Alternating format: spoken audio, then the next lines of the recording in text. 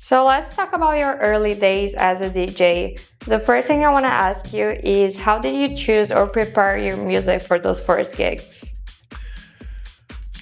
Well, the first gigs, I was borrowing a lot of records, if I'm brutally honest. I only had maybe 15 or 20 records for the first month or 6 weeks of playing, but I had some really good friends and often I was playing with them anyway. So yeah, I would prepare by going through their record boxes and having a little section ready for me when we were playing out together. And what kind of venues were you playing at in the early days and what did they teach you? So the very early days were, Chelsea, Fulham, London gigs. Some of them were, from 50 to 100 people. Others were a little bit bigger. They taught me one thing that is key. If there aren't people dancing, you're doing something wrong. The great thing about the British people is they do love to dance. So you should be able to get them on the dance floor. And what did it feel like to play in front of a big crowd for the first time as a DJ?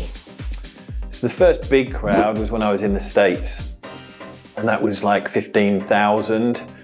That's a massive, it was a warehouse, huge warehouse in Oakland, and it was a rave. So everybody was super dressed up. It was all day glow, everything. It was an amazing thing. Very simple in those days. They didn't have tons of sound or didn't have tons of staging and lighting. Quite often it was just black light or UVs. So the youngsters would dress up in super bright colors that would, explode under that kind of lighting.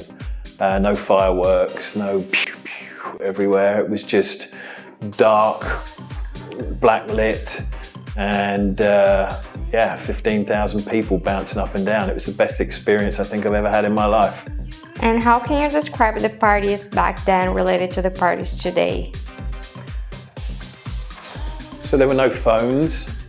I mean, there were in some of the later days of me playing then, but you certainly didn't use it as a camera. It didn't have a camera on it. So that's what I see today is the biggest difference.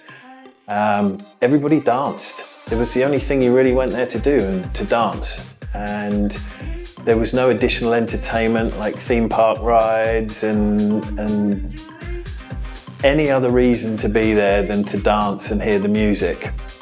The DJ, although it was important to have good DJs there that people knew, some venues couldn't even see where the DJ was.